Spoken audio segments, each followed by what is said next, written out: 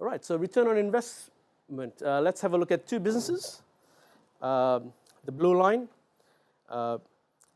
is an example of an e-com business that was running with SEO. And you had the penguin and panda turned up, and all of a sudden there was no business. So the 100,000 was invested. Now, by the investment I'm talking about, the amount of time that you put in, your time is worth a lot of money. So not necessarily that, and I think we kind of get a bit deluded in the online world because you're like, well, it's only my time, but the opportunity cost of wasting your time on a business is never going to take off. This means you've lost family time, you've lost your health, all sorts of stuff. So I like to value time, and so even if you start an affiliate business, most people will spend at least a good amount of their weekends and evenings trying to make things work. So having this sort of investment numbers is not unrealistic. So in this case, someone was making 10,000, then they were making 20,000, and they're like, well, 30,000, wow, I'm getting a 30% ROI on my original investment, I'm doing all right. Until the fateful day that Google decides to not send you any traffic, and so overall you've lost 19.2. So one of the things that you want to focus on is what is the strategic advantage upon which my business is built. If you're getting cheap traffic, and so is everybody else.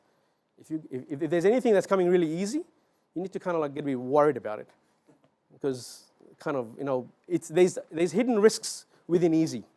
That's why affiliate marketing is so hard to work, because it's just full of competition.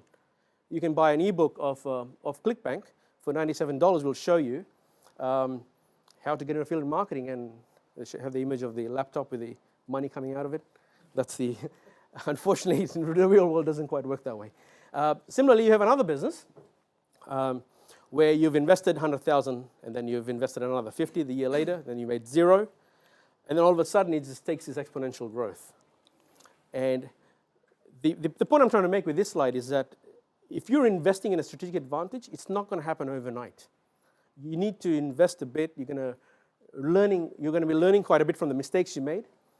And so at this point at year 5, this particular business is doing 66.8% per annum return at that point. But it's going to be actually much more, because this thing's probably going to sell for about 10x.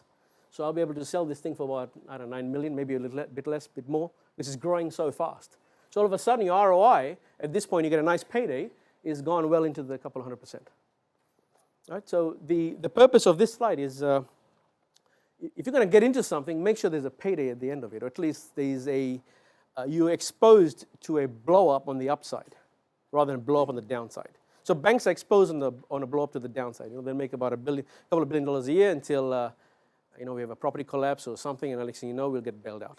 So that's a business that always blows to the downside. Banks can't increase in market cap by another 10 times.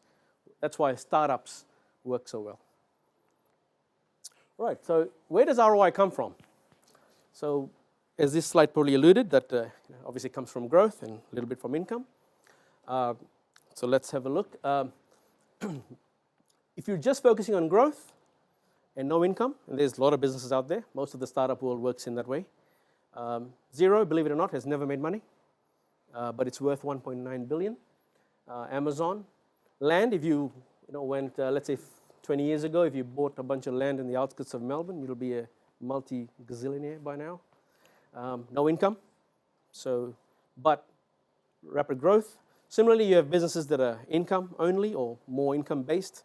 Bonds, I guess your job, some properties, franchise, a coffee shop, no prospect of growth. And then there's very few businesses that end up having income and growth. All right, so Xero, worth 1.9 billion. And let's have a look at this slide. Never made money. So the point is that you can get ROI without profit. And so don't kind of freak out if you're not making any money. As long as you have traction. If you have traction, then you can always get someone else to fund it.